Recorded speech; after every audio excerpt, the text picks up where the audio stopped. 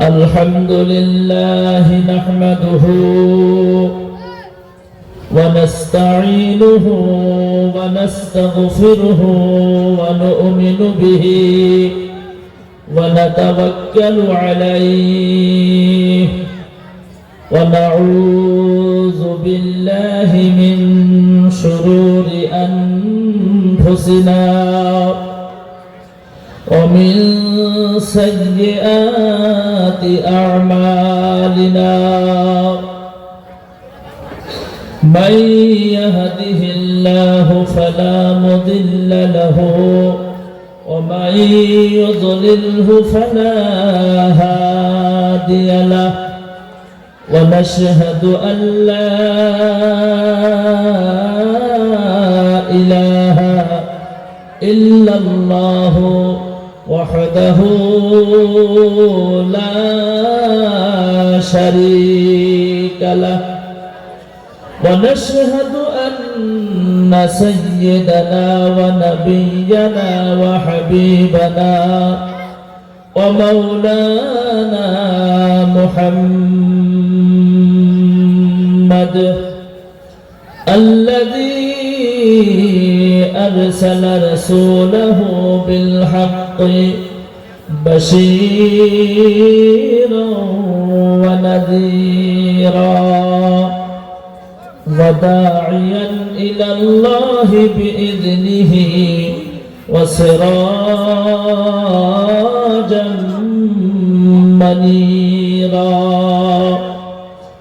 أما بعد فقد قال الله تعالى في كلامه المجيد وفرقانه الحميد জবান খুলে সকলেই আমার সাথে বলেন আউযু বিল্লাহি মিনাশ শাইতানির রাজীম বিসমিল্লাহির রহমানির রহিম ইয়া আইয়ুহাল্লাযীনা আমানুত্তাকুল্লাহ حق تقاته ولا تموتن إلا وأنتم مسلمون وقال النبي صلى الله عليه وسلم من زار قبري وجابت له شفاعتي أو كما قال عليه الصلاة والسلام وقال النبي صلى الله عليه وسلم أفضل الذكر لا إله إلا الله لا إله زر زر لا إله إلا الله لا إله সকলেই বলি লা ইলাহা আরো জোরে লা ইলাহা ইল্লাল্লাহ লা ইলাহা লা ইলাহা ইল্লাল্লাহ মুহাম্মাদুর রাসূলুল্লাহ সকলেই বলেন সাল্লাল্লাহু আলাইহি ওয়াসাল্লাম।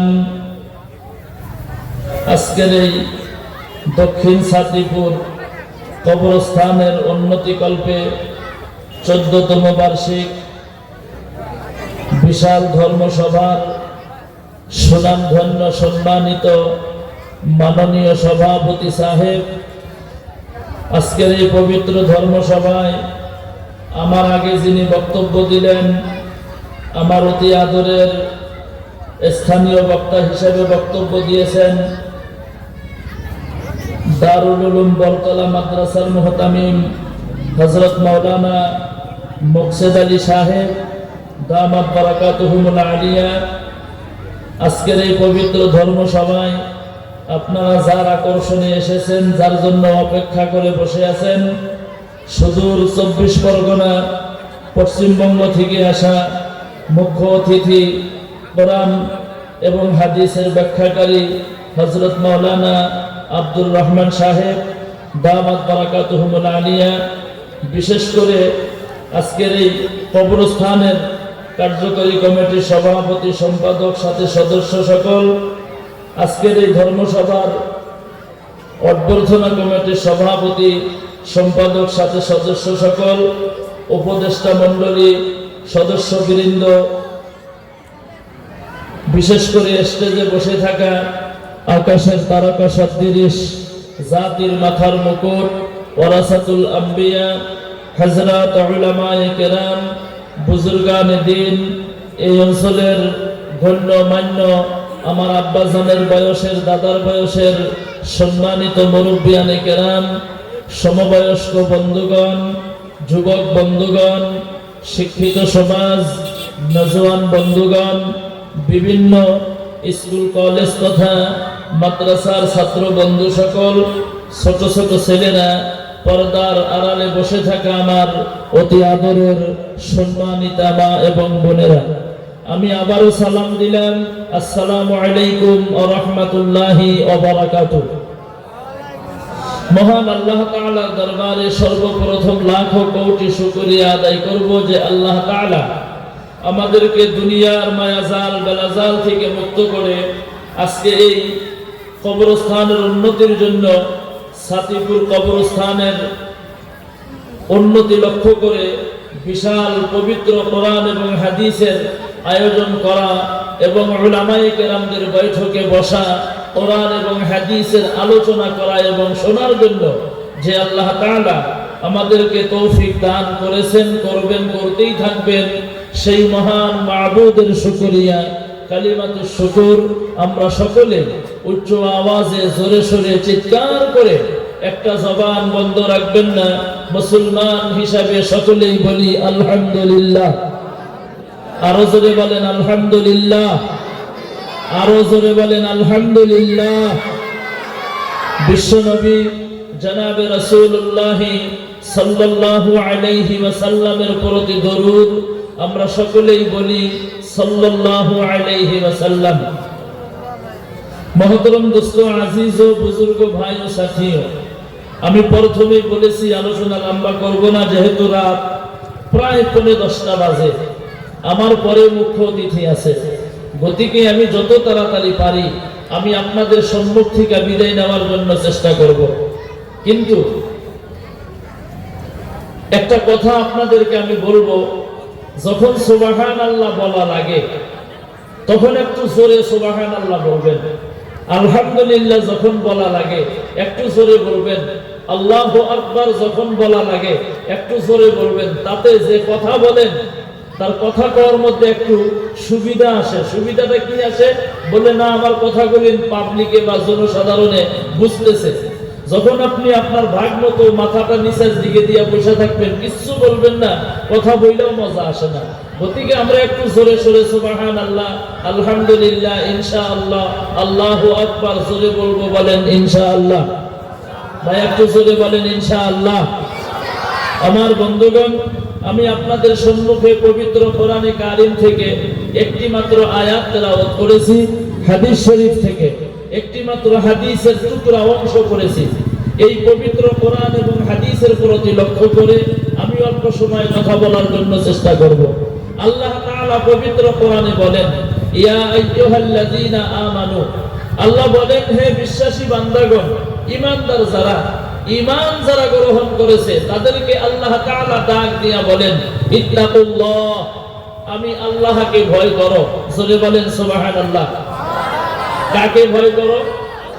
আরো জোরে বলেন। বলেছেন কে? আল্লাহ নিজেই বলেছেন, আমি আল্লাহকে ভয় করো। হাক্কা তুকাতিহি, ভয় করার মতো করে ভয় করো। তার সাথে আল্লাহ বলেন, ওয়ালা তামুতুন্না, তোমরা মৃত্যুবরণ করিও না, তোমরা মরিও না, তোমরা ইন্তেকাল হইও না।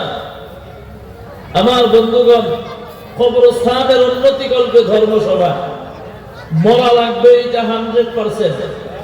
আল্লাহ কোরআনে বলছেন, কুল্লু নাফসিন যায়িকাতুল মাউত, পৃথিবীর মধ্যে যত জাত উপজাত আছে, প্রত্যেকটা জাত উপজাত এই আয়াতের প্রতি একমত, আমাকে একদিন না একদিন মৃত্যুবরণ করতেই হবে।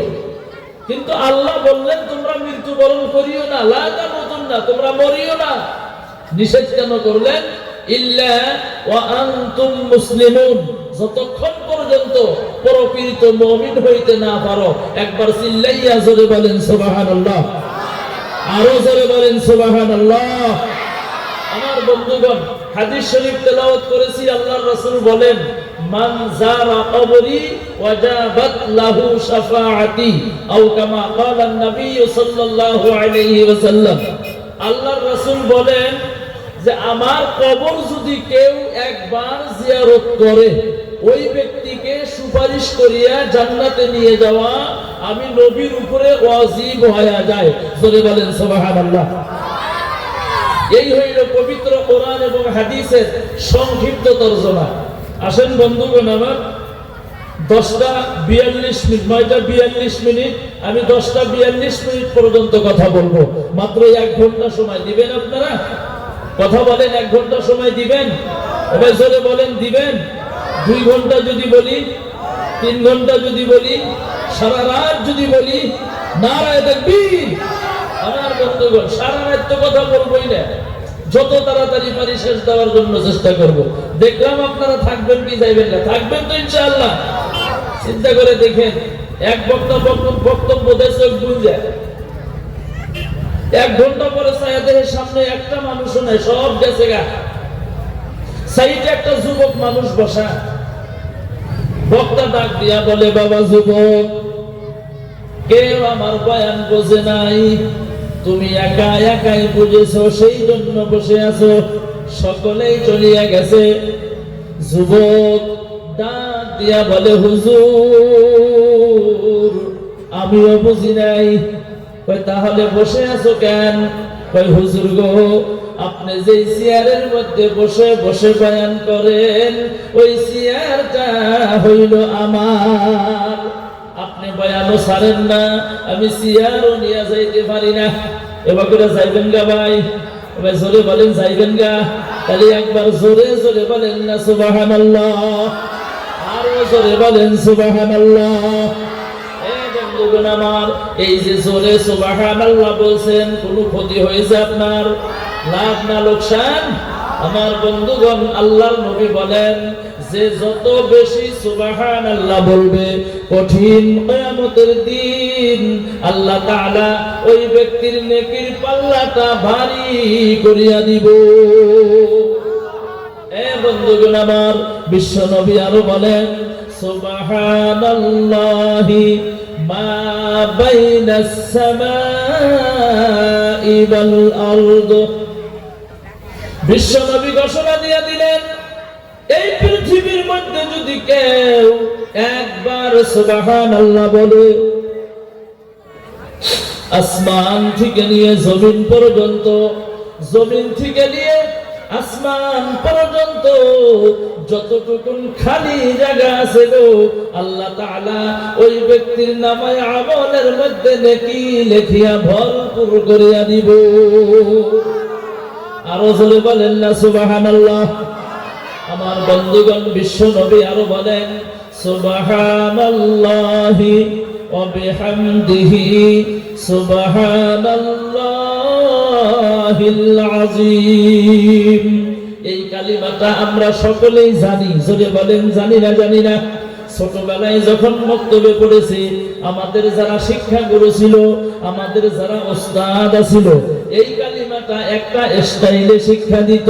2টি কালিমা জবান আসমানে হালকা মিজানে ভারী। এক নম্বরে হলো সুবহানাল্লাহি ওয়া বিহামদিহি, দুই নম্বরে হলো সুবহানাল্লাহিল আযীম। আমার বন্ধুগণ, আল্লাহর নবী জানাইয়া দিল এই কালিমাটা যদি কেউ একবার উচ্চারণ করে, আমার আল্লাহর কুদরতি হাতের দ্বারা ওই ব্যক্তির জান্নাতের মধ্যে একটা খেজুর গাছ লাগাইয়া দেয়। আমার বন্ধুগণ, দুনিয়াটা যখন গায়েব হয়ে যাবে, এই দুনিয়াটা যখন পানি আর পানি হয়ে যাবে বন্ধু, হাসরের মাঠ যেদিন কায়েম হবে, মহান আল্লাহ রাব্বুল আলামিন যেদিন আমার বন্ধুগণ হাসরের মাঠের দিন বিচার শুরু করে দিবেন, যারা জান্নাতি তাদেরকে আল্লাহ জান্নাতের মধ্যে বন্ধুগণ পাঠাইয়া দিব, আর যারা জাহান্নামী হবে গো, আল্লাহ তাদেরকে জাহান্নামের ভিতরে পাঠাইয়া দিব।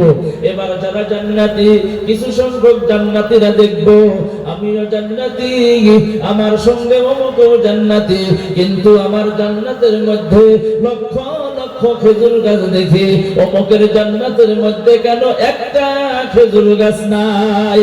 খেজুর গাছের জান্নাতি আমার আল্লাহ রাব্বুল আলামিনের সঙ্গে কথা বলবেন, ডাক দিয়া বলবেন, আল্লাহ আমিও জান্নাতি, আমার সঙ্গে অমুকও জান্নাতি, কিন্তু আমার জান্নাতের মধ্যে লক্ষ লক্ষ খেজুর গাছ দেখি, অমুকের জান্নাতের মধ্যে কেন একটা খেজুর গাছ নাই?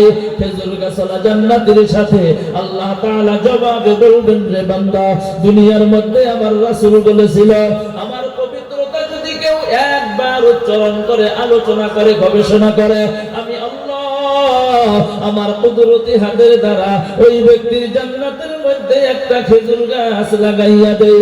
আরে বান্দা, দুনিয়ার মধ্যে তুমি আমার পবিত্রতা বেশি বেশি করে আলোচনা করেছিলা, আমার পবিত্রতা বেশি বেশি করে গবেষণা করেছিলা, সেই জন্য আমি আল্লাহ তোমার জান্নাতের ভিতরে লক্ষ লক্ষ খেজুর গাছ লাগিয়ে দিয়েছি। একবার জোরে জোরে বলেন না ভাই সুবহানাল্লাহ।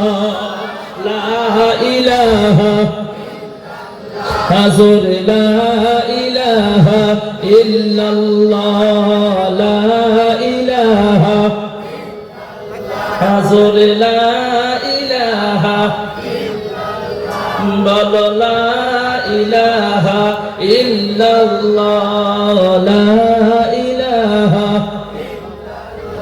যার দিলে আছে আমার আল্লাহর ভয়, যার দিলে আছে রে আল্লাহর ভয়, যার দিলে আছে আল্লাহর ভয়, আল্লাহ আল্লাহ সব সময়, যার দিলে আছে রে আল্লাহর ভয়, যার দিলে আছে আল্লাহর ভয়, আল্লাহ আল্লাহ সব সময়।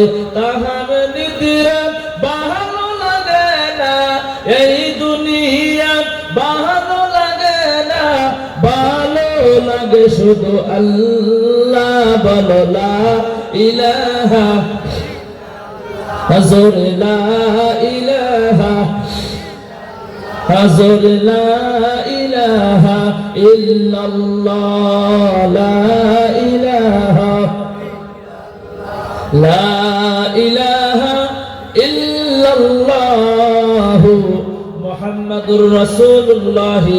সকলেই বলেন সাল্লাল্লাহু আলাইহি ওয়াসাল্লাম। আমার বন্ধুগণ, একটা প্রশ্ন করি, এই যে কালিমাটা পড়লাম, কালিমাটা ভালো লাগে না খারাপ লাগে গো? অনেকেই কালিমা পড়া বাদ দিয়া গল্প করে, এদিক ওদিক চায়া থাকে, কালিমাটা পড়তে চায় না।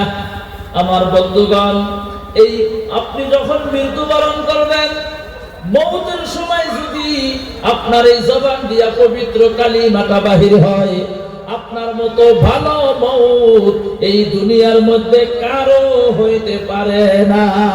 জোরে বলেন সুবহানাল্লাহ। আমার বন্ধুগণ, আর যদি মৌতের সময় যদি এই পবিত্র কালিমাটা যদি বাহির না হয়, তাহলে আপনার মতো খারাপ মৌত এই দুনিয়ার মধ্যে দ্বিতীয় কারো হইতে পারে না। ও বন্ধুগণ আমার, তারপরেও কালিমা পড়তে চায় না। এখানে কালিমা পড়া হয়, ওইখানে গল্প করে, এখানে কালিমা পড়া হয়, উঠিয়া আর এক সাইডে বসিয়া থাকে। আমার বন্ধুগণ, কালিমার অত্যন্ত দাম।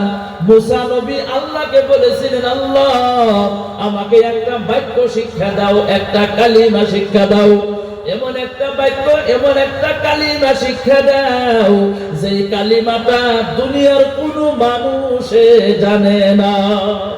আল্লাহ তাআলা জানাইয়া দিল, এ নবী মুসা তুমি বেশি বেশি করে পড়ো লা ইলাহা ইল্লাল্লাহ। ও বন্ধুগণ আমার, মুসা নবী আল্লাহকে বললেন, আল্লাহ এইটা কেমন কালিমা শিক্ষা দিলা, কেমন বাক্য শিক্ষা দিলা? এই বাক্যটা, এই কালিমাটা দুনিয়ার সমস্ত মানুষই জানে। আমার বন্ধুগণ জোরে বলেন, জানে না? জানে না?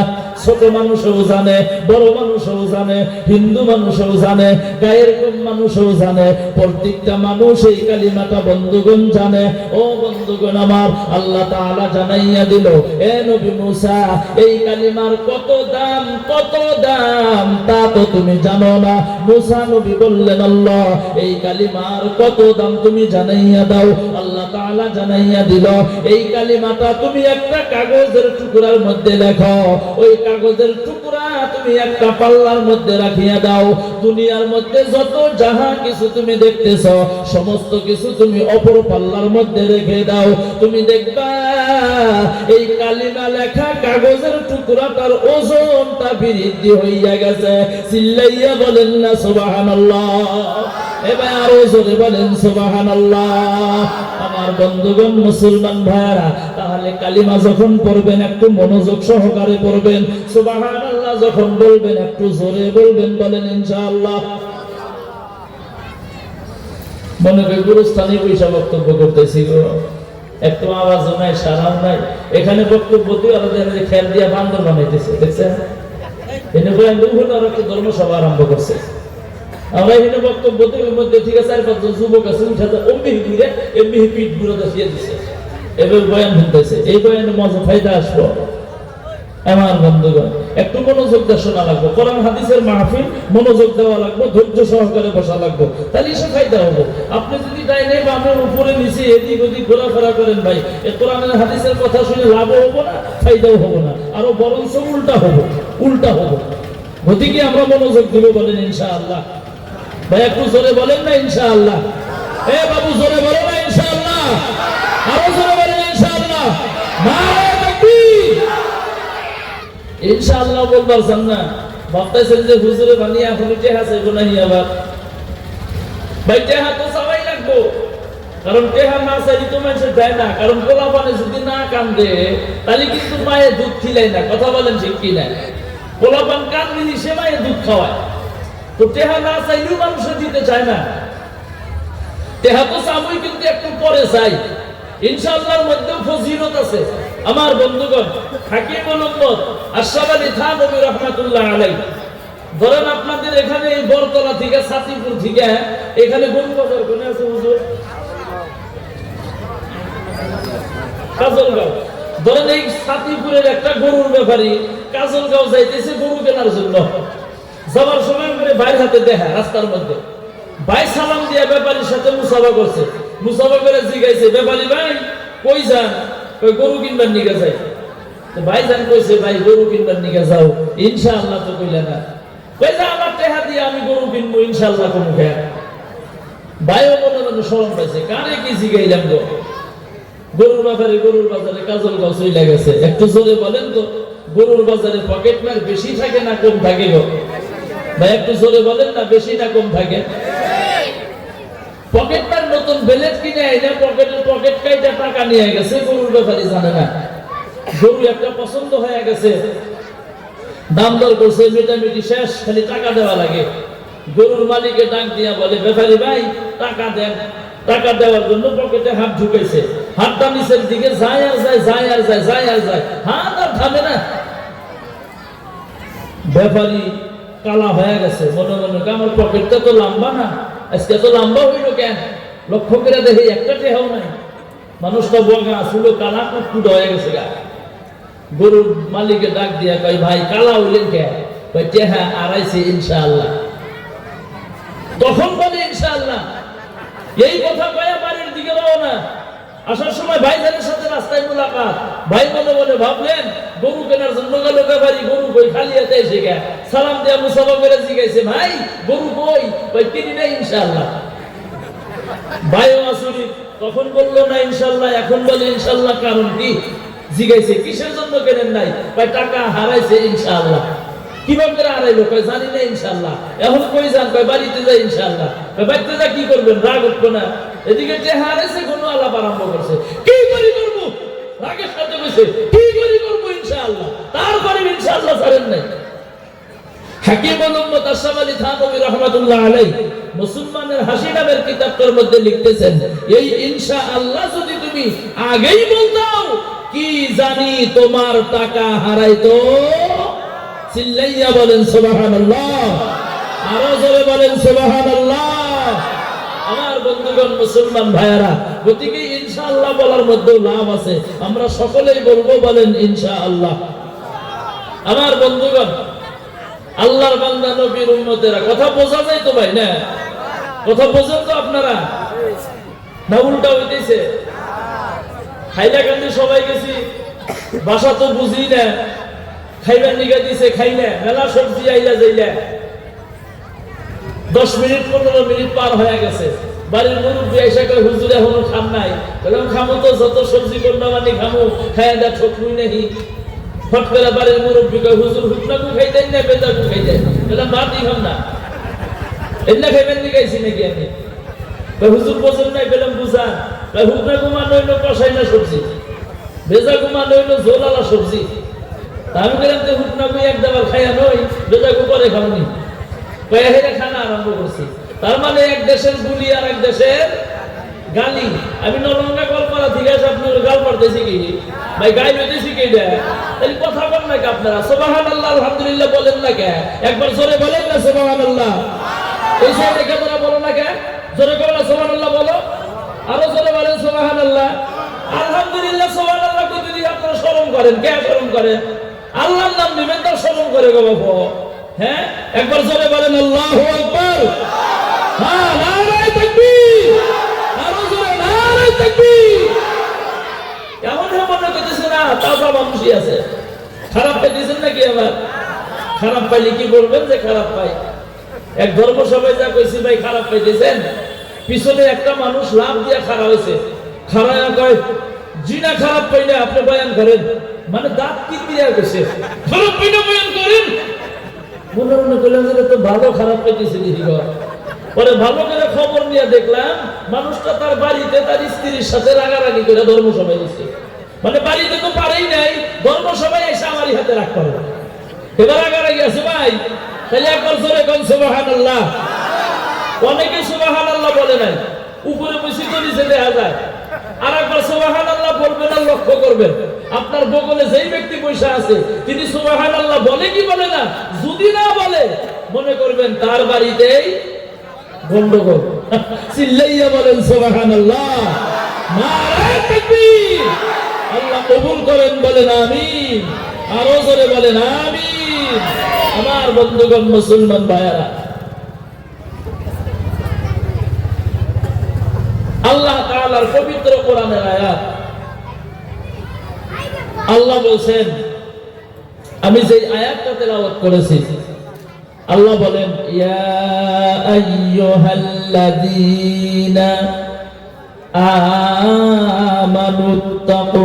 আমানুত্তাকুল্লাহ। জোরে জোরে বলেন সুবহানাল্লাহ। ও বন্ধুগণ আমার, আল্লাহ বলেন হে বিশ্বাসী বান্দাগণ, ঈমানদার যারা, ঈমান যারা গ্রহণ করেছে তাদেরকে আল্লাহ বলেন আমি আল্লাহকে ভয় করো। জোরে বলেন সুবহানাল্লাহ। আমার বন্ধুগণ, এবার প্রশ্ন হলো আমরা যারা ধর্মসভার মধ্যে বসেছি আমরা আল্লাহকে ভয় করি কি করি না? এবার জোরে বলেন ভয় করি না করি না? আমার বন্ধুগণ, আপনারাই বলেছেন আমরা আল্লাহকে ভয় করি।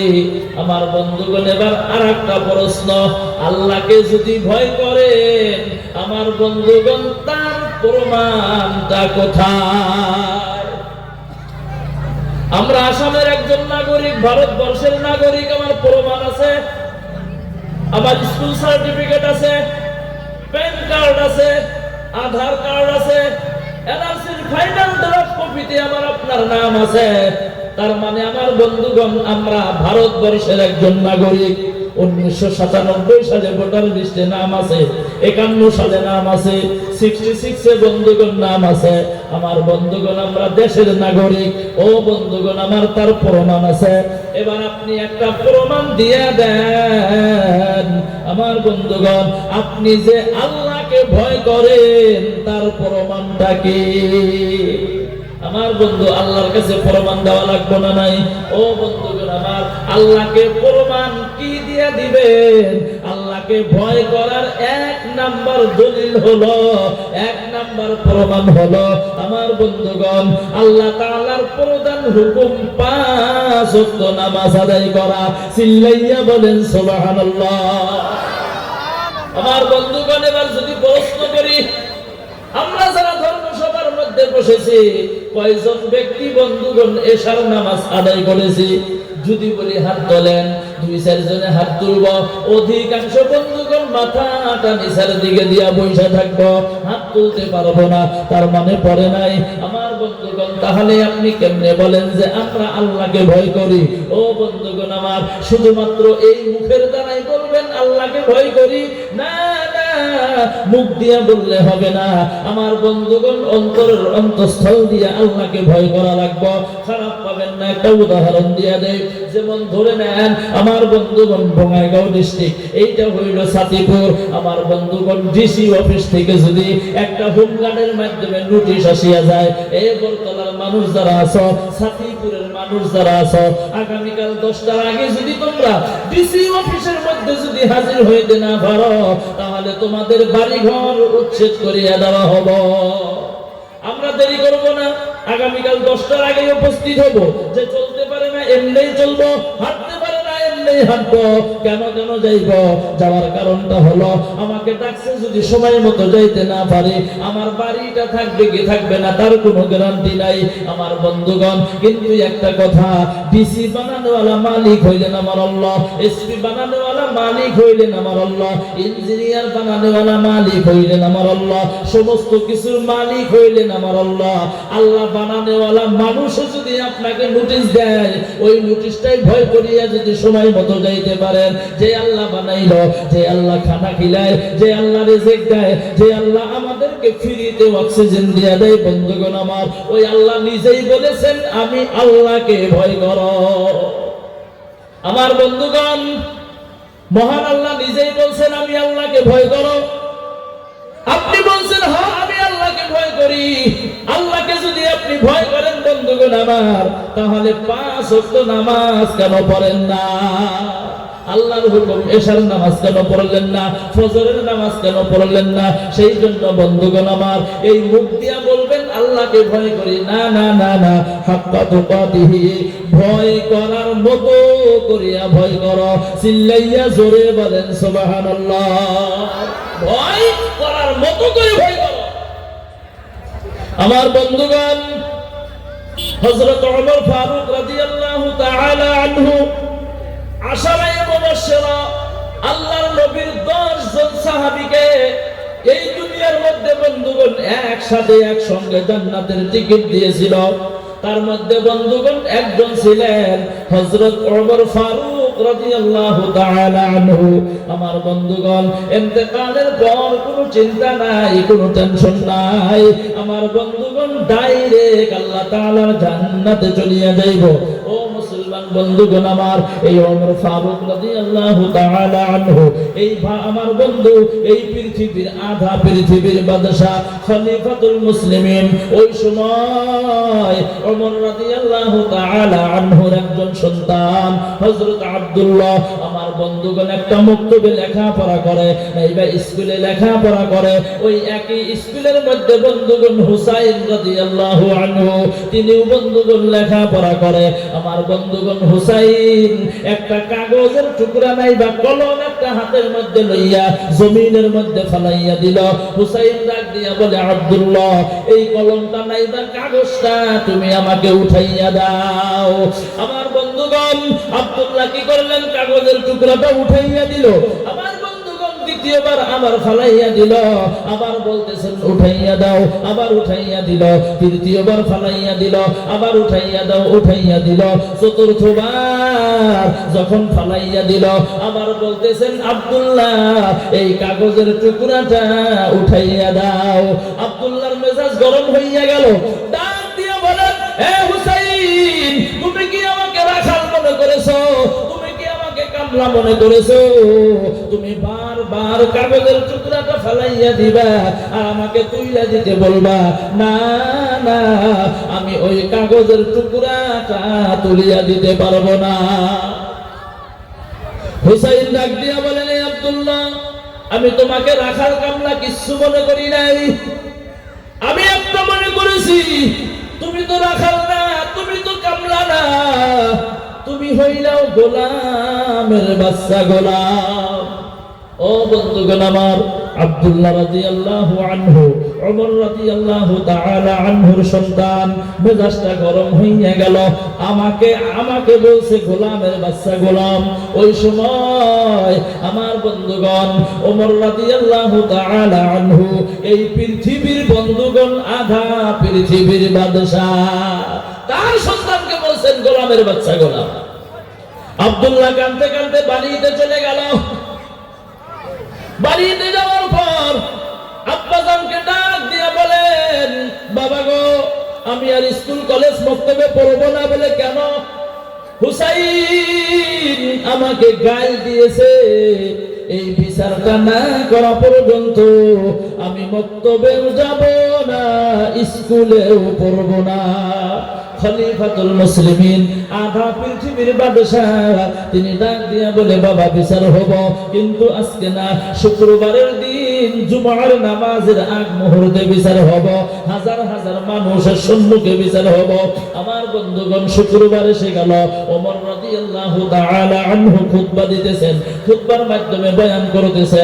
ও বন্ধুগণ আমার, বয়ান করার সময় হঠাৎ করে বক্তব্য বন্ধ করিয়া ডাক দিয়া বলেন, হুসাইন আসো? জি হুজুর আছি। দাঁড়াও। হুসাইন দাঁড়াইয়া গেল। তোমাকে একটা প্রশ্ন বলে কি সত্য কথা বলবা? আমার সন্তান আব্দুল্লাহকে তুমি গাল দিয়েছি কি দাও নাই?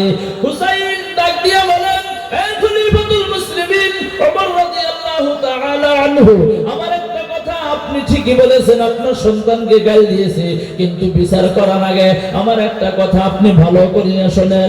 আমি আপনার সন্তানকে বলেছি গোলামের বাচ্চা, গোলাম। ও ওমর, আপনি সত্য কথা বলবেন, মিথ্যা কথা বলবেন না। আপনি আমার নানা বিশ্বনবী মুহাম্মদুর রাসূলুল্লাহ সাল্লাল্লাহু আলাইহি ওয়াসাল্লামের গোলাম ছিলেন কিনা? এই কথা শোনার লগে লগেই ওমর রাদিয়াল্লাহু তাআলা আনহু মাথাটা বন্ধুগণ নিচের দিকে দিয়ে দিলেন।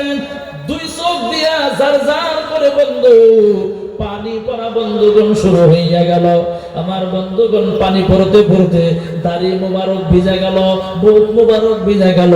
ওমর রাদিয়াল্লাহু আনহু কথাও বলতে পারতেছেন না, মনে মনে ভাবতেছেন, সত্যি তো আমি তোমার নানা বিশ্বনবী মুহাম্মদুর রাসূলুল্লাহ সাল্লাল্লাহু আলাইহি ওয়াসাল্লামের গোলাম ছিলাম। আমার বন্ধুগণ, ওমর রাদিয়াল্লাহু আনহু বলেন, এ হুসাইন, তুমি যে কথাটা বললা, এই কথাটা কি তুমি একটা কাগজের মধ্যে লেখা দিতে পারবা? হুসাইন ডাক দিয়া বলেন, জি হুজুর, পারবো। কেন পারবো না? বলে লিখিয়ে দাও। খেজুরের পাতা না হলো, খেজুরের পাতার মধ্যে বন্ধুগণ লেখা দিলেন। ওমর রাদিয়াল্লাহু তাআলা আনহু আমার নানা বিশ্বনবী জনাবে রাসূলুল্লাহ সাল্লাল্লাহু আলাইহি ওয়াসাল্লামের গোলাম ছিল। কাগজের টুকরাটা হাতের মধ্যে নিয়া ওমর রাদিয়াল্লাহু আনহু বলে, এই আমার সাথীরা, তোমরা একটা কথা ভালো করে মনে রাখবা, আমার যেই দিন ইন্তেকাল হবে গো, আমাকে যেদিন জানাজা করিয়া মাটি দিয়া দিবা, ওই দিন এই কাগজের টুকরাটা আমার কাফনের ভিতরে দিয়া দিবা। ও বন্ধুগণ আমার, সাথীরা প্রশ্ন করলো কেন? বলে কারণটা হলো কঠিন কিয়ামতের দিন আল্লাহ তাআলা যদি আমাকে জাহান্নামের ফয়সালা করিয়া দেয়, জান্নাতে যদি না দেয়, ওই দিন আমি এই কাগজের টুকরাটা দেখাইয়া দিব, আল্লাহ দুনিয়ার মধ্যে তোমার নবী, বিশ্ব নবী মুহাম্মদুর রাসূলুল্লাহ সাল্লাল্লাহু আলাইহি ওয়াসাল্লামের নাতি হুসাইন তিনি লিখিয়া দিয়েছে, দুনিয়ার মধ্যে গো আমি তোমার নানা, তোমার নবী, বিশ্ব নবীর খাদেম আছিলাম, গোলাম আছিলাম। আল্লাহ এই গোলাম থাকা খাতিরে আমাকে তুমি মাফ করিয়া দাও। জোরে বলেন সুবহানাল্লাহ, আরো জোরে বলেন সুবহানাল্লাহ। ও বন্ধুগণ আমার, তাহলে চিন্তা করেন ওমর রাদিয়াল্লাহু তাআলা আনহু ইন্তেকাল হওয়ার পর আমার বন্ধুগণ তিনি বলতেছেন এই কাগজের টুকরাটা দেখাইয়া দিব, কিন্তু আল্লাহর রাসূল ওমর রাদিয়াল্লাহু তাআলা আনহুকে এই দুনিয়ার মধ্যেই বন্ধুগণ জান্নাতের টিকিট দিয়েছিল। কোনো চিন্তা নাই, কোনো টেনশন নাই, ডাইরেক্ট আল্লাহ তাআলার জান্নাতের মধ্যে চলিয়া যাইব।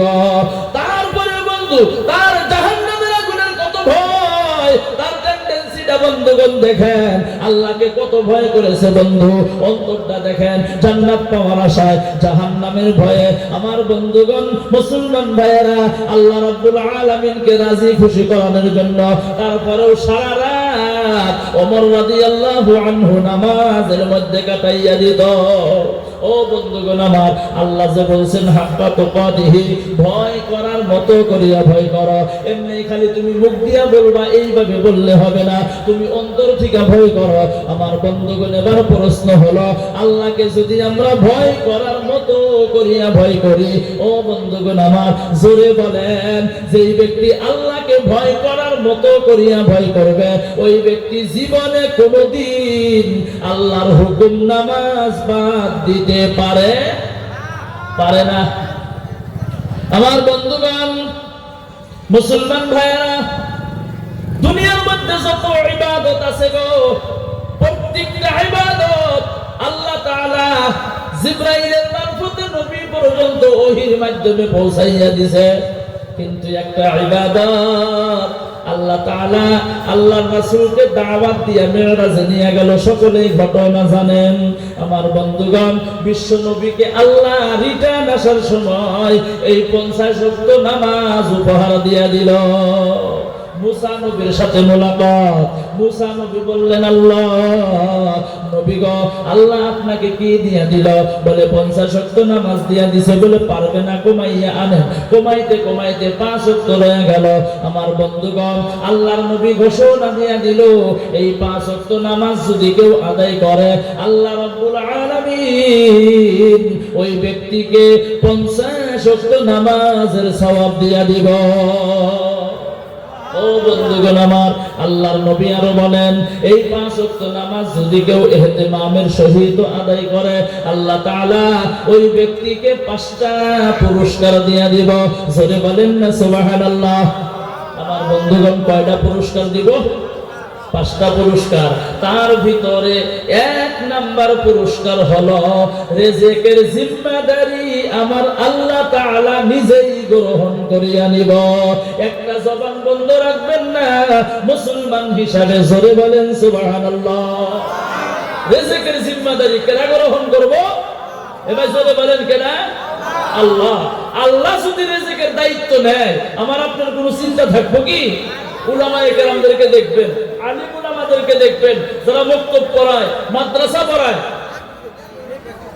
2000, 3000, 5000, 10,000 টাকা পর্যন্ত দরমহা পায়। তারপরেও দেখবেন পাঞ্জাবি কল করা ইস্তারি। মাস্টার যারা আছেন, চাকরি যারা করেন, খারাপ পাবেন না, 30, 40, 50,000 টাকায় 1 লক্ষ টাকা দরমহা পায়। তারপরেও তাদের অভাব সারে কথা কয় না, সারে কি গো? সারে না। কিন্তু 10,000, 5,000 টাকা দরমহা পাইয়াই পাঞ্জাবি কল করা ইস্তারি, আতর খালি বাসনা কয়, 5-4 বার মন ধরে না। 120 দরদা পান পকেটের ভিতরে 1-2টা থাকে। আর মানুষে খালি কয় 120 দরদা পান যদি খায়, তাহলে মানুষে কব, মানুষের টাকা দিয়ে খায় না, কালেকশন করে খায়, বাজে না তো, খাই হইতো। এটা মানুষে কয়। মোটরসাইকেল একটু জোরে চালাইলি কালাকে বলতে পাঞ্জাবির কাপড় পিছনে ফরফর না করলে কি আর জোরে ছাড়া বাদ দিব রে? কয় না গো, যাইবেন কোন দিকে, যেদিকে যাই ওই দিকেই দোষ। ইমামতি করলেও দোষ, জীবনে এক ওয়াক্ত নামাজ পড়ে না খাই সুদ, ও যাই ইমামের ভুল ধরে। বক্তব্য পড়াইলেও দোষ, ধর্মসভায় বক্তব্য দিলেও দোষ। গলার সুর যদি ভালো হয় তাহলে কোনো বক্তা ঠিক আছে, আর গলার সুর যদি খারাপ হয় কমিটি গাইবারে যে কত কিছু করবো, কবে যে বক্তা আনছে কেনা রে এটা কয় না গো। আর গলার সুর যদি ভালো হয় তাহলে কেউ বক্তা এটা ঠিক আছে। কালকে দেখবেন সকালে বাজারে বসে চা খাইবার গল্প করবো, কালকে যারা বক্তা ছিল কলকাতা থেকে, বাবা এটা হে বক্তা। চার দোকানদারে কয় ভাই আমি তো যাওয়া পারি নাই, দোকানের ব্যস্ততায় আছিলেন। কি কইছে? কইছে কি হেডা কও? যেটা কওয়া পারে না, হাই রে কইছে গো, কি কইছে হেডা কও? কই ভাষায় প্রকাশ করা যায় না। তার মানে একটাও মনে নেই, খালি গলা সুর দেয় মনে আছে। কথা বলেন ঠিক কি না? যাইবেন কোন দিকে? জোরে আইডা গেলি কা দাওয়াত পাইছে, আল্লাহ আল্লাহ গেলি কই হাই রে খাইছে গো আড়া আড়া। ঠাট্টা করে মস্করি করে মানুষও বলে। জোরে বলেন, বলে না? এ ভাই আরো জোরে বলেন, বলে না? কেটা কয় হাত ধরেন তো দেখি। এখনকার হাত তুলবো, ধরা ফেললাম নিকে। আল্লাহ কবুল করেন, বলেন আমিন। এটা মানুষের মস্করি করে কয়, কিন্তু রিজিকের জিম্মাদারি কার? কিসের বদৌলতে? 5 ওয়াক্ত নামাজ যদি আপনি আদায় করেন, রিজিকের দায়িত্ব কেডা নিব গো? আল্লাহ নিজে গ্রহণ করিয়া নিব। আরো জোরে বলেন না সুবহানাল্লাহ, আরো জোরে বলেন সুবহানাল্লাহ। আমার বন্ধুগণ, আল্লাহর কাছে যদি চাওয়ার মতো চাওয়া যায়, দেনওয়ালা মালিক কে? আল্লাহ। আল্লাহর নবীর কাছে একজন সাহাবী গেছেন যে হুজুর আমার রিজিকের তামাম অভাব, আমি চলতে পারি না, খাইতে পারি না, বসতে পারি না, এত অভাব, কিভাবে করে চলি হুজুর? আমার জন্য একটু দোয়া করেন, আল্লাহ তাআলা যাতে আমাকে তামাম ধনী মানুষ বানাইয়া দেয়, আমাকে রিজিক দিয়ে যাতে ভরপুর করিয়া দেয়, আমার অভাব যাতে না থাকে। আল্লাহর নবী বললেন তুমি বাড়িতে চলে যাও, তুমি বেশি বেশি বেশি বেশি করে আল্লাহর রাস্তায় দান করো। জোরে বলেন সুবহানাল্লাহ। কিসের রাস্তায় দান করো? আল্লাহর রাস্তায় তুমি দান করো। আমার বন্ধুগণ, সাহাবা টেনশনে পড়ে গেল, আমার বাড়িতে কিছু নেই, কি দান করব? কিন্তু বিশ্বনবী বলেছেন বেশি বেশি করে তুমি দান করো, আল্লাহ তাআলা তোমাকে বরকত দিয়া দিব, ধনী বানাইয়া দিব। সাহাবা বাড়িতে চলে গেল, কিছু নাই, যাহা কিছু ছিল আজকে অল্প, আগামীকাল একটু, তারপরে একটু, আল্লাহর রাস্তায় দান করা শুরু করিয়া দিল। দান করতে করতে করতে করতে আল্লাহ তাআলা কবুল মঞ্জুর করিয়া নিল। ও বন্ধুগণ আমার, এত ধনী হইয়া গেল, এত মালদার হইয়া গেল, টাকা খাওয়ার মতো মানুষ নাই, টাকা নেওয়ার মতো মানুষ নাই। আমার বন্ধুগণ রাস্তায় রাস্তায় ঘরে মানুষকে টাকা দিয়া দিব, কিন্তু টাকা কেউ নেয় না, এত ধনী হইয়া গেল। বাড়িতে যাইয়া যাইয়া বন্ধুগণ টাকা দিয়া দেয়, তারপরেও বন্ধুগণ টাকা নেয় না। আমার বন্ধু বিশ্বনবী বলেছেন ধনী মানুষের চাইতে গরিব মানুষ 500 বছর আগে আল্লাহ তাআলার জান্নাতে চলিয়া যাইব। জোরে বলেন সুবহানাল্লাহ। ধনী মানুষের চাইতে গরিব মানুষ কতশো বছর আগে জান্নাতে যাইব? 500 বছর আগে। সাহাবার মেজাজ গরম, আমি তো তামাম ধনী হইয়া গেলাম, জান্নাতে যাইতে কি আমি পাশে পড়তেছি নাকি? না না, আমি জান্নাতে পাশে যাইতে পারবো না, আগে জান্নাতে যাইতে চাই। আল্লাহর নবীর কাছে চলে গেল, যাইয়া বলতেছেন নবী গো আমার জন্য দোয়া করেন, আল্লাহ তাআলা যাতে আমাকে আগের মতো গরিব বানাইয়া দেয়। ও মুসলমান বন্ধুগণ আমার, আল্লাহর নবী বললেন কেন? ওই হুজুর আমি এত ধনী হইয়া গেলাম, আমার টাকা খাওয়ার মতো মানুষ নাই, নেওয়ার মতো মানুষ নাই। হুজুর গো, কিন্তু আপনি বলেছেন ধনী মানুষের চাইতে গরিব মানুষ 500 বছর আগে আল্লাহর জান্নাতে যাবে। আমি জান্নাতে আগে যাইতে চাই, আমি ধনী হইতে চাই না, গরিব হইয়া থাকতে চাই। নবী গো, আপনি দোয়া করিয়া দেন আল্লাহ তাআলা যাতে আমাকে গরিব বানাইয়া দেয়। আল্লাহর নবী বলল তোমার জন্য দোয়া করা লাগবে না, কি করব? বলে আজকের থেকে তুমি দান খয়রাত করা বন্ধ করিয়া দাও, আল্লাহ তাআলা তোমাকে আগের মতো গরিব বানাইয়া দিব। ও বন্ধুগণ আমার, এই কথার মাধ্যমে আমরা কি বুঝলাম? ও মুসলমান ভাইয়েরা, তার মানে স্পষ্ট বোঝা গেল আল্লাহর রাস্তায় যদি খরচ করা যায়, আমার বন্ধু ওই মালের মধ্যে বরকত দেনেওয়ালা মালিককে। আর যদি খরচ না করা যায়, মালের থেকে বরকত উঠাইয়া নেওয়ার মালিককে। আল্লাহ ধনীকে গরিব বানাইতে পারে, আবার গরিবকে ধনী বানাইতে পারে। জোরে বলেন পারে না? পারে না? এ ভাই জোরে বলেন পারে না? পারে না? ও বন্ধুগণ আমার, কবি বলেন নদীর পার ভাঙ্গে ও পার গড়ে, এই তো নদী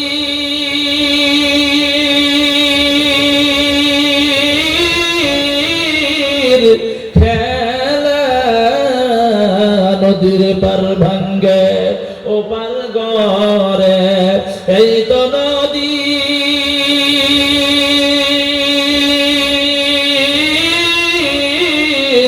খেলা। সকাল বেলা ধনী রে তুই, ফকির সন্ধ্যা বেলা। জোরে বলেন কথা ঠিক কি নয়?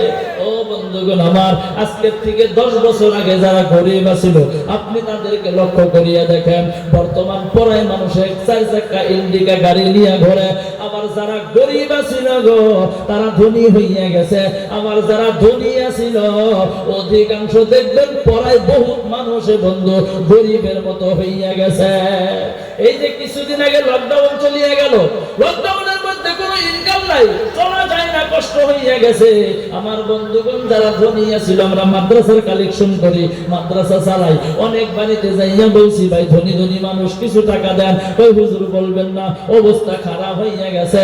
আবার যারা দেওয়া পারবো না, একদম অসলের মতো, তাদের বাড়িতে গিয়া যদি বলছি ভাই অবস্থা খারাপ, কিছু দিয়ে দেন, আমার বন্ধুগণ 500 টাকা 1000 টাকা পর্যন্ত তারা দান করিয়া দিছে। লকডাউনের মধ্যে অনেক মানুষকে আল্লাহ ধনী বানাইয়া দিছে। আমার বন্ধুগণ মুসলমান ভাইয়েরা, কিভাবে হয়েছে এটা আল্লাহ রাব্বুল আলামিন তিনি ভালো জানেন। ও বন্ধুগণ আমার মুসলমান ভাইয়েরা, এই যে আপনাদের এটা বঙ্গাইগাঁও ডিস্ট্রিক্ট না কোন ডিস্ট্রিক্ট হুজুর? সিরাং ডিস্ট্রিক্ট বন্ধু। এইদিকে একটা ব্রিজ আছে, হাগরামা ব্রিজ না কি কয়? হাগরামা ব্রিজ আছে। এই লকডাউনের আগের কথা, আমার বন্ধুগণ এই হাগরামা ব্রিজ পার হইয়া আমি একটা ধর্মসভায় গিয়েছিলাম। জায়গাটার নাম আমার বন্ধুগণ মনে নাই। তেজপুর থেকে গাড়ি নিয়ে ডাইরেক্ট আসতেছি, আসার সময় বন্ধু বেলা হয়তো 2টা-3টা বাজে এমন সময়। ও বন্ধুগণ আমার, ড্রাইভারে গাড়ি চালাইতেছে। ও মুসলমান ভাইয়েরা, আমি ধর্মসভায় যাব। এই হাগরামা ব্রিজের মাঝামাঝি যখন গেছি গো, ও বন্ধুগণ আমার, একজন মুরব্বী মানুষ, আমার বন্ধু দাড়ি পাইকে গেছে গা, মাথার চুলগুলিন পাকা, আমার বন্ধু দেখতে সুন্দর দেখা যায়। আমার বন্ধু পরনে বগা লুঙ্গি আছে, পাঞ্জাবি শরীরের মধ্যে লাগানো।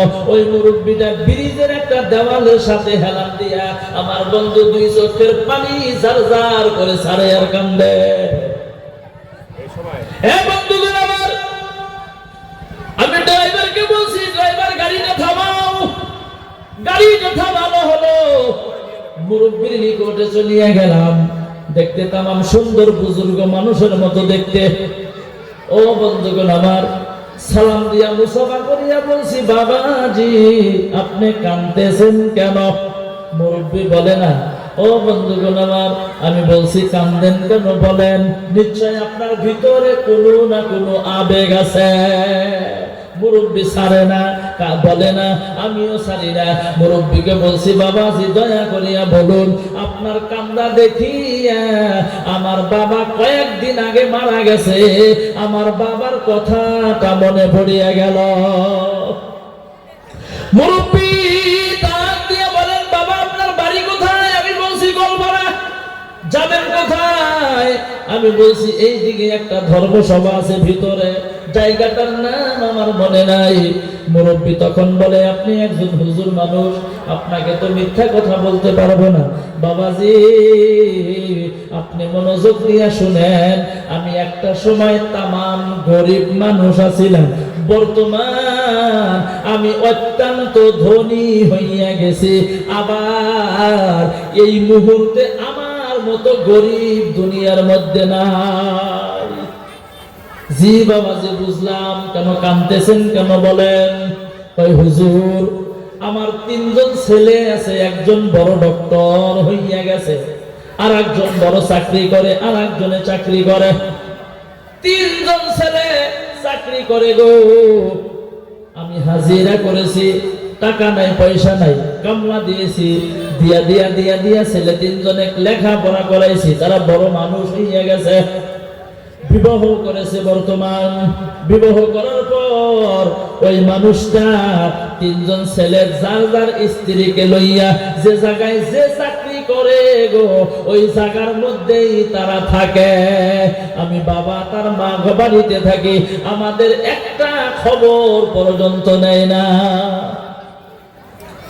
এ হুজুর, হঠাৎ করে আমার স্ত্রীর তামাম বেমার হইয়া গেল। আমি ছেলেদেরকে খবর দিয়ে দিলাম, তোমার মায়ের বেমার। 3 মাস 4 মাসের মতো বেমারের মধ্যে বিছনাগত হইয়া ছিল। একটা দিনের জন্য আমার ছেলে 3 জনে তার মাকে দেখার জন্য আসে নাই। হুজুর, এই বয়সে আমি বৃদ্ধ হইয়া গেছি, আমি হাজিরা করি, কামলা দেই, পয়সা রোজগার করি, আমার স্ত্রীকে ট্রিটমেন্ট করি, চিকিৎসা করি। একদিন ফজরের নামাজের পর আমার স্ত্রীর মাথার নিকটে বসে আমি পবিত্র কোরআন শরীফ তেলাওয়াত করতেছি। আমি লক্ষ্য করিয়া দেখি আমার স্ত্রীর মুখটা কেমন জানি হলুদ রং হইয়া গেছে। আমার অন্তরের মধ্যে ডাক দিয়া বলতেছে, আমার স্ত্রী বুঝি দুনিয়ার মধ্যে থাকবে না। আমার স্ত্রী ডাক দিয়া বলে, স্বামী গো, আমাকে 1 গ্লাস পানি খাওয়ান। আমি কোরআন শরীফটা বন্ধ করিয়া গ্লাস একটা লইয়া আমি পানি আনার জন্য গেছি। পানিটা আনিয়া দেখি গো, আমার স্ত্রী দুনিয়ার মধ্যে নাই, অন্ধকার কবরের বাসিন্দা হইয়া গেছে। আমি একা একা কান্দি, গ্রামের মানুষও কেউ নাই। কান্দার আওয়াজ পর গ্রামের মানুষ বন্ধুগণ আসিয়া গেল। তার ছেলেদেরকে খবর দেওয়া হলো, ছেলেরা উপস্থিত হইয়া গেল। 11টা 10টা 11টার সময় জানাজার টাইম হইয়া গেছে। জানাজা করিয়া মাটি দেওয়া হলো। হুজুর, মাটি দেওয়ার পর আমার ছেলে 3 জন বাড়ির থেকে যার যার স্ত্রীকে লইয়া চলিয়া গেল। আমি চিন্তায় পড়ে গেলাম। একটা বার আমার এই 3 জন ছেলের মাধ্যম থেকে একজনও বলে নাই, বাবা চিন্তা করিও না, তোমাকে আমার সাথে নিয়ে যাব। একটা ছেলেও বলল না। না কইয়া বাড়ির থেকে বিদায় হইয়া গেল। আমি বাড়ির মধ্যে একা, মানুষও সব চলিয়া গেল। স্ত্রীকে মাটি দিয়া দিলাম। আজকে 15-20 দিন হইয়া গেল। হুজুর, আমি কান্দি, তার কারণটা হলো এই 15-20 দিনের মধ্যে আল্লাহর কসম করে বলি, খোদার কসম করে বলি, আমার মুখের মধ্যে পানি ছাড়া ভাত আমার মুখে জোটে নাই। সেই জন্য আমি এখানে দাঁড়াইয়া দাঁড়াইয়া কান্দি। শরীরে শক্তি নাই, কোন দিন মানে আমিও বিদায় হইয়া যাই। মুরব্বীর অবস্থা দেখিয়া বন্ধু আমার মাথার মধ্যে সিরিক দিয়ে উঠলো। 2 চোখের পানি বন্ধু ঝার ঝার করে বাহির হইয়া গেল। মুরব্বীর হাতটা ধরলাম, গাড়ির মধ্যে বসাইলাম। কিছু দূর যাওয়ার পর একটা হোটেল, ভাত আছে বলে নাই, পরোটা আছে বলে আছে, বলে মুরব্বীকে দিয়া দাও। আমিও খাইলাম, মুরব্বীকেও খাওয়াইলাম। আমি হিসাব করিয়া দেখছি গো, মুরব্বী 1টা না 2টা না 3টা না 13টা পরোটা 13টা মিষ্টি খাইলো। ও বন্ধুগণ, আমার তামাম খিদা, উপায় নাই, কি করবে। খাওয়ার পর আমি মুরব্বীকে কিছু টাকা দিয়া দিলাম। বলছি, বাবাজি নিয়ে নেন। বলে না, নিব না। ও মুরব্বী, আপনার মনে করেন আমি আপনার সন্তান হিসাবে দিয়ে দিলাম। মোবাইল নাম্বারটা লেখা দিলাম, যদি কোনোদিন কোনো প্রয়োজন পড়ে আমাকে আমাকে আপনি ফোন করবেন, আমি দেখার জন্য চেষ্টা করব। আমার বন্ধুগণ চলিয়া গেলাম, 1 বছর 2 বছর লাগাতার ডেইলি একদিন 2 দিন পর পর ফোন করতো। আমার বন্ধু 2 বছর পার হইয়া যাওয়ার পর আজকে পর্যন্ত মুরব্বীরা একটা ফোন আমার কাছে আসে নাই। আমার বন্ধু আমার মনে হয় ওই মুরব্বীও দুনিয়া থেকে বিদায় হইয়া গেছে। বন্ধুগণ আমার, আমরা কেমন মানুষ মা বাবাকে কষ্ট দিয়া দেয়। যেই মা বাবার জন্য আজকে আমি বক্তা, যেই মা বাবার জন্য হুজুর সভাপতি, যেই মা বাবার জন্য স্টেজের মধ্যে যত মানুষ আছে সম্মানীয় ব্যক্তি, যেই মা বাবার জন্য আপনারা বসে আছেন।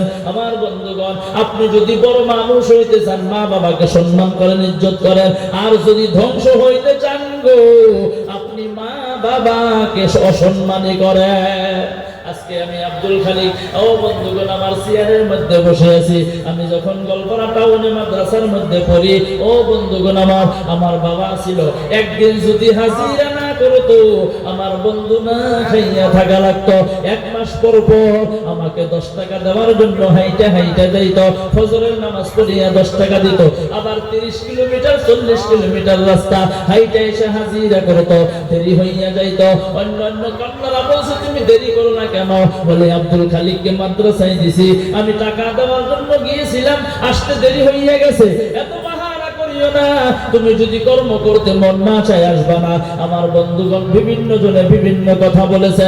বাবা মাথাটা নিচের দিকে দিয়া কোনো কথা বলেন নাই, জবাব দেন নাই। আল্লাহর কাছে দোয়া করেছে, আল্লাহ যে যত কথা বলুক না কেন গো, ও দরদের আল্লাহ, আমি আব্দুল খালিককে মাদ্রাসায় দিয়ে দিছি, কবুলের মালিক হইলা আল্লাহ তুমি। ও বন্ধুগণ আমার, আজকে আপনাদের সম্মুখে বসে আছি। মুসলমান ভাইয়েরা, আপনি মনে করেন বাবার সাথে যখন বাজারে যাইতেন ছোটবেলা, আমরাও গিয়েছি। বাবা মিষ্টি খাবো খাওয়াইতো, চকলেট খাবো খাওয়াইতো, পরোটা খাবো খাওয়াইতো, যা চাইছি বন্ধুগণ তাই খাওয়াইতো। ও মুসলমান ভাইয়েরা, বাবা গো আপনিও খান, কিন্তু বাবা খায় নাই। ও বন্ধুগণ আমার, বাবা খায় নাই। আবার যখন 2 কেজি চাউল কিনছে গো, 1 কেজি নগদ আর 1 কেজি বাকি, তখন তো বুঝি নাই বাবা নগদ বাকি কেন করলো। এখন বুঝি সংসারের জিম্মাদারি এসে গেল। ও বন্ধুগণ আমার, এখন ভালো করিয়া বুঝি। তার মানে ওই সময় বাবা 1 কেজি চাউল নগদ কিনছে আর 1 কেজি বাকি। তার মানে বোঝা গেল ওই সময় বাবার কাছে বন্ধুগণ পয়সা আসিল না। নিজে না খাইয়া সন্তানকে খাওয়াইতো, নিজে পরিধান না করিয়া সন্তানকে পরিধান করাইতো। আমার বন্ধুগণ মা, যখন আমরা স্কুল কলেজে পড়তাম, বাবা টাকা দিত, বুইনে টাকা দিত, গ্রামবাসীরা বন্ধুগণ টাকা দিত। কিন্তু দরদের মা আন্না বেচা, মুরগি বেচা টাকা গোনা কাপড়ের আসলের আউল দিয়া দিয়া বলছে, বাবা ভালো মন্দ খায়। আজকে আপনাদের ধর্ম সভায় আসলাম। মুসলমান বন্ধুগণ আমার, আমার মা 70-72 বছর বয়স। মা মাথার মধ্যে হাতটা দিয়ে বলে, বাবা প্রত্যেক দিন রাত্রি জাগরণ করো, তুমি লাহে লাহে কথা বলিও। আমি বলছি, মা তুমি দোয়া করিও। ও বন্ধুগণ আমার, মা আমাকে বলে, বাবা আমার আগে বুঝি তুমি দুনিয়া থেকে বিদায় হইয়া যাইবা। আমি বলছি, মা তুমি দোয়া করো আমি যাতে তোমার আগে দুনিয়া থেকে বিদায় হইয়া যাই। মা কাপড়ের আসল উঠাইয়া বলে, আল্লাহ আমার আগে যদি আমার আব্দুল খালিক দুনিয়া থেকে বিদায় হইয়া যায়, আমার জানাজার নামাজকে পড়াবে। ও বন্ধুগণ আমার, আল্লাহর বান্দা নবীর উম্মতেরা, মা দোয়া করে, আল্লাহ আমার 70-72 বছর বয়স হয়ে গেল, আমার যতদিন হায়াত আছে আমি আমার আব্দুল খালিককে দিয়ে দিলাম। আল্লাহ আমাকে তুমি দুনিয়া থেকে উঠাইয়া নাও। আল্লাহ আব্দুল খালিকের হায়াত তুমি লম্বা করিয়া দাও। আমি বলছি, মা তুমি কি বলো গো, তুমি যদি দুনিয়া থেকে বিদায় হইয়া যাও, আমি কারে মা মা বলিয়া ডাকবো? মাও কান্দে আমিও কান্দি, মাও কান্দে আমিও কান্দি, আমার বন্ধুগণ দুইজনই কান্দি। ও মুসলমান ভাইয়ারা, আমি রওনা হইলাম, বলছি মা থাকো ধর্ম সবাই যাই। রওনা হইয়া গেছি, মা দৌড়াইয়া আসিয়া হাতটা ধরিয়া বলে বাবা অনেক দূর যাইতেছ, গভীর রাত্রে যখন দুইটা হাত উত্তোলন করিয়া দোয়া করো, আমি মায়ের কথাটাও তুমি অল্প স্মরণ কইর। এ বন্ধুগণ আমার, আল্লাহর কাছে দোয়া করি মাবুদ আমি তো মায়ের জন্য দোয়া করি, তারপরে আমার মা আমার কাছে দোয়া চায়, আল্লাহ আমার মায়ের হায়াতটা তুমি লম্বা করিয়া দিও। গাড়িতে বসলাম, স্ত্রী আছে, সন্তান আছে, আমার বন্ধু আরো মানুষ আছে গো। কিছু দূর যাওয়ার পর পিছনের দিকে তাকাইয়া দেখি কেউ নাই, কেউ নাই, সকলেই চলিয়া গেছে। কিন্তু দরদের মা,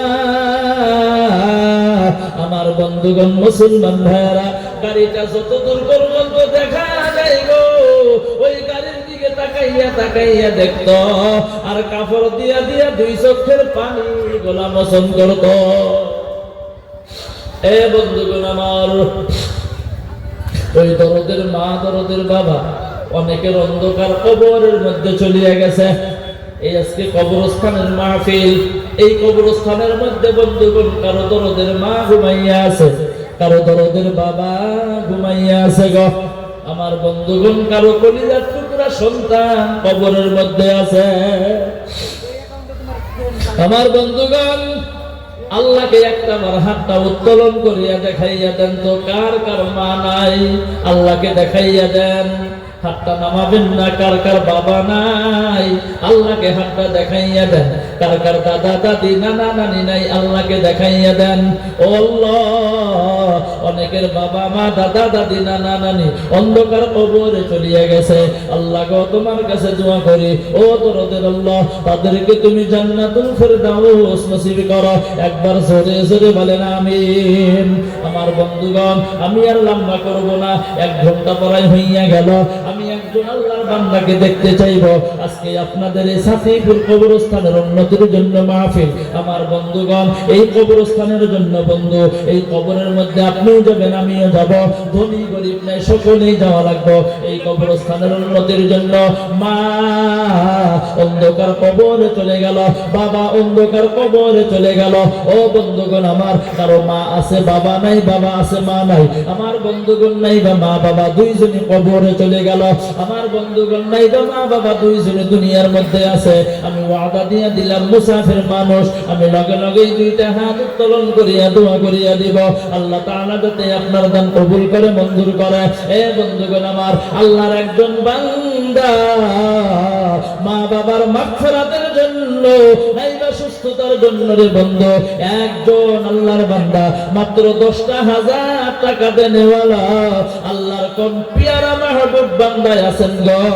আল্লাহর রাস্তায় বন্ধুগণ চলে আসো। প্রথম নাম্বারে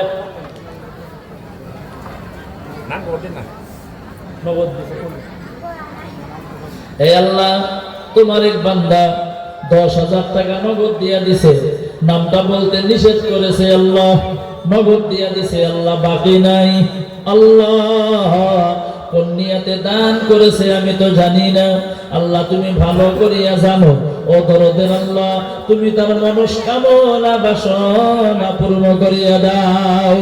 এ আল্লাহ, তার ময় মুরব্বী যারা অন্ধকার কবরে চলিয়া গেল, আল্লাহ তাদেরকে তুমি জান্নাতুল ফেরদাউস নসিব করো।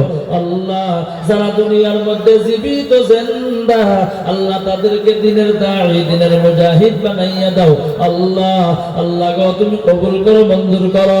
ও দরদের আল্লাহ, বাড়িতে বরকত দিয়া দাও, সংসারে বরকত দিয়া দাও, হায়াতে বরকত দিয়া দিও, জীবনে যৌবনে শক্তি দিয়া দিও, ইনকামে বরকত দিয়া দিও, হালাল ভাবে রুজি রোজগারের তৌফিক দিয়া দিও। আল্লাহ জীবনে একবার মক্কা মদিনা সফর করার জন্য তুমি তৌফিক দিয়া দিও। একবার জোরে জোরে জোরে জোরে বলেন আমিন। ও বন্ধুগণ আমার, দ্বিতীয় নম্বরে মাত্র 10,000 টাকা দেনেওয়ালা আল্লাহর আরো কম পিয়ারা মাহবুব বান্দা আছেন গো। 2 নম্বরে আল্লাহর একজন বান্দা চলে আসেন যে হুজুর গো, আমিও 10,000 টাকা আল্লাহ রাস্তায় দান করে দিব। আছেন কোন আল্লাহর বান্দা? দ্বিতীয় নম্বরে বন্ধুগণ, মাত্র 10,000 টাকা দেনেওয়ালা, আমার জন্য না, আপনার জন্য না, এই কবরস্থানের উন্নতির জন্য। ও বন্ধুগণ আমার, আল্লাহর রাস্তায় বন্ধু যদি কেউ আছেন, মাত্র 10টা হাত